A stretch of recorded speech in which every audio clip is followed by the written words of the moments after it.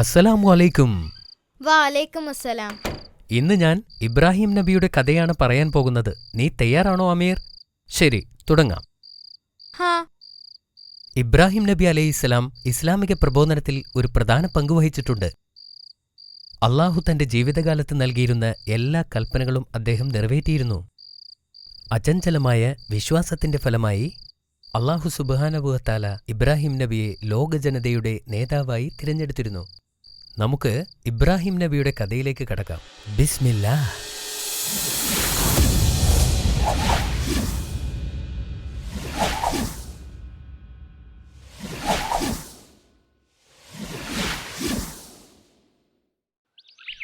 വളരെ കാലം മുമ്പ് ബാബിലോൺ എന്ന രാജ്യത്തായിരുന്നു ഇബ്രാഹിം നബിയുടെ ജനനം.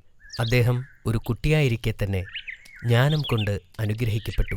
അത് അദ്ദേഹത്തെ വളരെ വിശേഷപ്പെട്ടവനാക്കി. ജനങ്ങൾ സൂര്യൻ, ചന്ദ്രൻ, നക്ഷത്രങ്ങൾ എന്നിവയെയും കല്ലുകൊണ്ട് നിർമ്മിച്ച വിഗ്രഹങ്ങളെയും ആരാധിക്കുന്ന ഒരു സമയത്താണ് പ്രവാചകൻ ജനിച്ചത്. അദ്ദേഹത്തിൻ്റെ പിതാവ് ഒരു ശില്പിയായിരുന്നു. അവൻ സ്വന്തം കൈകളാൽ വിഗ്രഹങ്ങളുണ്ടാക്കി.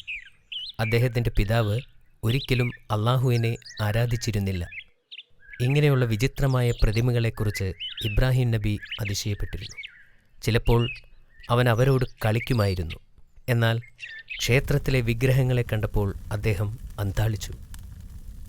ഈ കൽവിഗ്രഹങ്ങൾക്ക് മുന്നിൽ ആളുകൾ സാഷ്ടാംഗം നമിക്കുന്നത് എന്തുകൊണ്ടെന്ന് അദ്ദേഹം ആശ്ചര്യപ്പെട്ടു.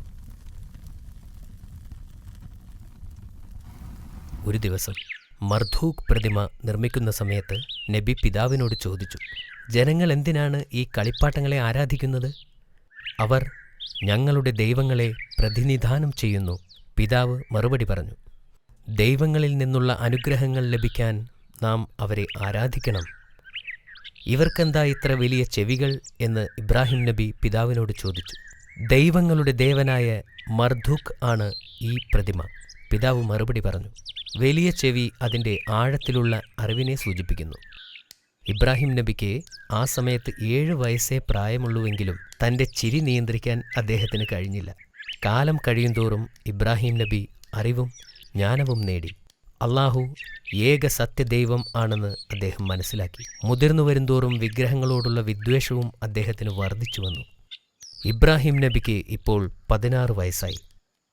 തൻ്റെ പിതാവുമായി അദ്ദേഹം ക്ഷേത്രത്തിൽ പ്രവേശിച്ചപ്പോഴെല്ലാം തൻ്റെ ജനങ്ങൾ വിഗ്രഹങ്ങളോട് പ്രാർത്ഥിക്കുന്നതായി കാണാറുണ്ടായിരുന്നു. തൻ്റെ ജനം പാപമോചനം തേടുന്നതിന് യാഗങ്ങൾ അർപ്പിക്കുന്നതായി അദ്ദേഹം കണ്ടു. ഒരിക്കൽ ഇബ്രാഹിം നബി വീട് വിട്ട് സത്യദൈവത്തെ അന്വേഷിച്ച് നടന്നു. വളരെ കാലം അദ്ദേഹം അലഞ്ഞു തിരിഞ്ഞു. ഒടുവിൽ അദ്ദേഹം ഒരു മലയിലെത്തി.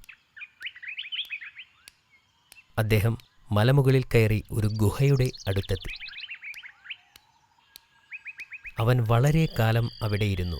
ഒരിക്കൽ അദ്ദേഹം വളരെ തിളങ്ങുന്ന ഒരു നക്ഷത്രത്തെ കണ്ടു. നക്ഷത്രത്തിൻ്റെ സൗന്ദര്യത്തെ കണ്ടപ്പോൾ ഈ നക്ഷത്രം അള്ളാഹുവാണെങ്കിലോ എന്ന് അദ്ദേഹം സംശയിച്ചു. കുറച്ച് സമയത്തിന് ശേഷം നക്ഷത്രം അപ്രത്യക്ഷമായി.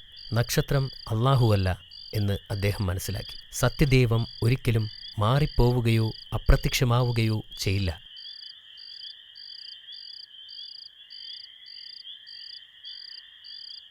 കുറച്ച് സമയത്തിന് ശേഷം ചന്ദ്രൻ ഉദിച്ചു. ചന്ദ്രൻ വളരെ മനോഹരമായിരുന്നു. അതിനാൽ ചന്ദ്രൻ അള്ളാഹു ആണെന്ന് ഇബ്രാഹിം നബി കരുതി. നബി കുറച്ചുനേരം ചന്ദ്രനിലേക്ക് തന്നെ നോക്കി നിന്നു.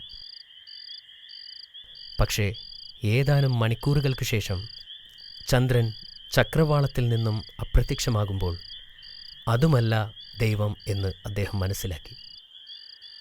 ഇബ്രാഹിം നബി വളരെ നിരാശനായിരുന്നു. എങ്കിലും അവൻ മലഞ്ചെരുവിലെ ആ പർവ്വതത്തിൻ്റെ മുകളിൽ തന്നെയിരുന്നു.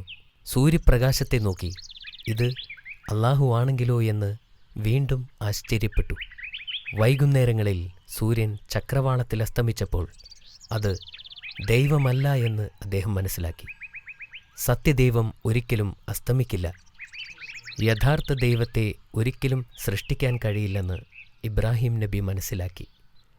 അള്ളാഹു സകല വസ്തുക്കളുടെയും സൃഷ്ടാവാണെന്നും സൂര്യനും ചന്ദ്രനും നക്ഷത്രങ്ങളും അള്ളാഹുവിൻ്റെ സൃഷ്ടിയാണെന്നും അദ്ദേഹം മനസ്സിലാക്കി.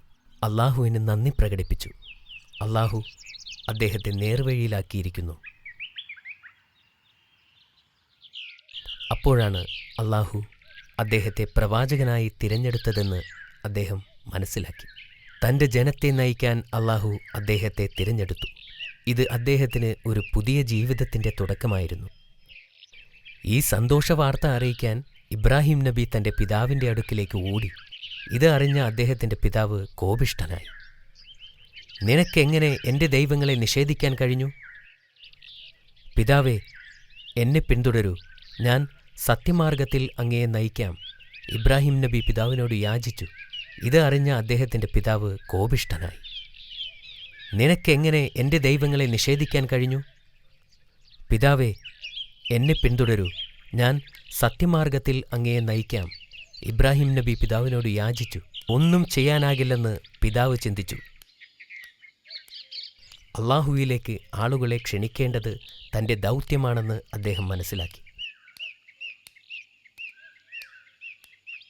നബി മറ്റ് ആളുകളുടെ അടുത്തെത്തി അവരെ സന്മാർഗം ഉപദേശിച്ചു. ഏകദൈവം അള്ളാഹു മാത്രമാണ്. അല്ലാഹുവല്ലാതെ യാതൊരു ദൈവവുമില്ല. അവനല്ലാതെ ആരാധനയ്ക്കർഹൻ മറ്റാരുമില്ല. ഞാൻ ഇനി ഒരിക്കലും വിഗ്രഹങ്ങളുടെ മുൻപിൽ വീണ് നമസ്കരിക്കില്ല.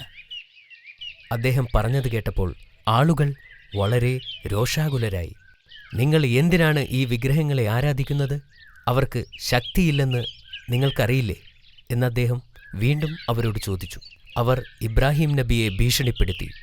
ആയതിനാൽ അദ്ദേഹത്തിന് അവിടം വിട്ട് പോകേണ്ടി വന്നു. വിഗ്രഹം യഥാർത്ഥ ദൈവങ്ങളല്ലെന്ന് അവരെ കാണിക്കാൻ ഒരു ഉപായത്തെ പ്രവാചകൻ ചിന്തിച്ചു. ഒരു ദിവസം ഒരു വലിയ ആഘോഷം അവിടെയുള്ള നദിക്കരയിൽ വച്ച് നടന്നു. നഗരത്തിലെ എല്ലാവരും അവിടെ കാണുമെന്ന് നബിക്കറിയാമായിരുന്നു.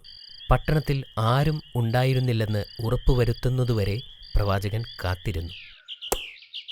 അദ്ദേഹം ഒരു കോടാലിയെടുത്ത് ക്ഷേത്രത്തിനുള്ളിലേക്ക് പോയി. അവിടെ ഒട്ടേറെ വിഗ്രഹങ്ങളുണ്ടായിരുന്നു. അവിടെ ഉണ്ടായിരുന്ന വിഗ്രഹങ്ങളെല്ലാം തച്ചുടച്ചു.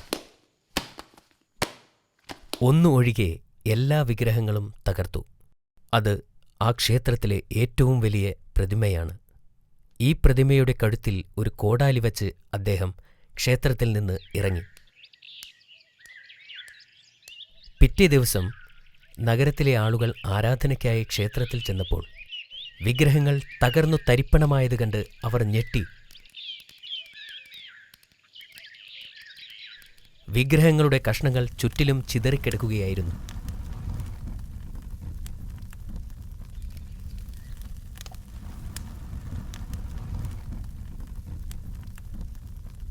ഈ ഭീകരമായ പ്രവൃത്തി ചെയ്തവർ ആരായിരിക്കുമെന്നവർ ഒത്തുകൂടി ചർച്ച ചെയ്തു. ഇന്നലെ കമ്പോളത്തിൽ ഒരു ചെറുപ്പക്കാരനുണ്ടായിരുന്നു എന്ന് അവരിൽ ഒരാൾ പറഞ്ഞു. അവൻ നമ്മുടെ ദൈവങ്ങൾക്കെതിരെയാണ് സംസാരിച്ചിരുന്നത്. എനിക്കയാളെ അറിയാം, പേര് ഇബ്രാഹിം എന്നാണ്. ആളുകൾ ഇബ്രാഹിം നബി അലൈഹിസ്സലാമിനെ കാണുകയും ക്ഷേത്രത്തിലേക്ക് പിടിച്ചു വലിച്ചു കൊണ്ടുവരികയും ചെയ്തു. നീയാണോ ഇതെല്ലാം ചെയ്തത്?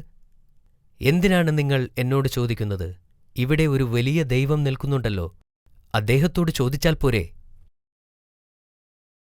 ഇത് അവിടെയുള്ളവരെ ചൊടിപ്പിച്ചു. വിഗ്രഹങ്ങൾ സംസാരിക്കില്ല, നീ എന്താ ഞങ്ങളെ കളിപ്പിക്കുകയാണോ? സംസാരിക്കാൻ പോലും കഴിവില്ലെങ്കിൽ ഈ വിഗ്രഹങ്ങളെ പിന്നെ എന്തിനാണ് ആരാധിക്കുന്നത്? അങ്ങനെയാണെങ്കിൽ അവർക്ക് കാണാനോ കേൾക്കാനോ സാധിക്കില്ലല്ലോ. അവിടെ കൂടിയിരുന്നവർക്ക് ഒന്നും പറയാനുണ്ടായില്ല. അവർക്ക് നാണക്കേട് തോന്നി. ചിലർക്ക് ഇബ്രാഹിം നബി പറയുന്നത് സത്യമാണെന്ന് മനസ്സിലായി. എന്നാൽ മറ്റുള്ളവർ അപ്പോഴും വൈരാഗ്യം വച്ചുകൊണ്ടിരുന്നു. അവനെ കൊല്ലണം! ആളുകളുടെ ഇടയിൽ നിന്ന് ഒരു ശബ്ദമുയർന്നു.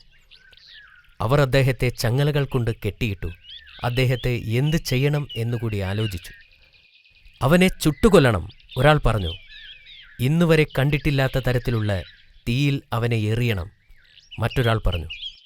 ഇത് നല്ലൊരു തീരുമാനമാണെന്ന് എല്ലാവരും കരുതി. അങ്ങനെ ബാബിലോണിലെ ആളുകൾ തീയുണ്ടാക്കാൻ ആരംഭിച്ചു. ഭയാനകമായ തീ. പക്ഷികൾക്ക് പോലും അതിൻ്റെ മുകളിലൂടെ പറക്കാൻ പറ്റാത്ത അവസ്ഥ. ആളുകൾക്ക് അതിൻ്റെ അടുത്തുപോലും പോകാൻ സാധിക്കില്ലായിരുന്നു. മാഷാ അല്ലാ, വളരെ മനോഹരമായ കഥ. ഇന്നിനി ഇത്രയും മതി. ഇതിൻ്റെ ബാക്കി നമുക്ക് നാളെ പറയാം. ഓക്കേ ബാബ. ഈ കഥയെക്കുറിച്ച് ഞാൻ കുറച്ച് ചോദ്യങ്ങൾ ചോദിച്ചാലോ? ഹാ. ഇബ്രാഹിം നബി അലൈഹിസ്സലാം എവിടെയാണ് ജനിച്ചത്? ബാബിലോൺ. അദ്ദേഹം ബാബിലോണിൽ ജനിച്ചു. മാഷാ അല്ലാ, അത് ശരിയാണ്. ഇബ്രാഹിം നബിയുടെ പിതാവിന്റെ ജോലി എന്തായിരുന്നു? ഞാൻ നിനക്ക് കുറച്ച് ഓപ്ഷൻസ് തരാം. ഓപ്ഷൻ എ ആശാരി, ഓപ്ഷൻ ബി ശില്പി, ഓപ്ഷൻ സി മരം വെട്ടുകാരൻ. ഇത് വളരെ എളുപ്പമുള്ളതാണ്. ഓപ്ഷൻ ബി, ഒരു ശില്പിയായിരുന്നു. അതും ശരിയാണ്. നിനക്കുള്ള അടുത്ത ചോദ്യം. എന്തുകൊണ്ടാണ് നബിയോട് വീട് വിട്ടുപോകാൻ പിതാവ് ആവശ്യപ്പെട്ടത്?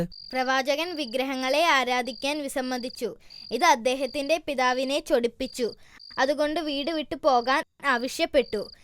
ഇത് ശരിയാണോ ബാബ? അതെ, ശരിയാണ്. ആ നാട്ടുകാർ എന്തിനാണ് നബിയോട് വൈരാഗ്യം പുലർത്തിയത്?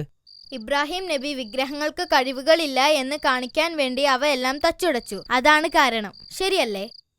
മാഷാ അല്ലാ, ഉത്തരം ശരിയാണ്. ഇന്നത്തേക്ക് ഇത്രയും മതി. ഈ കഥയുടെ ബാക്കി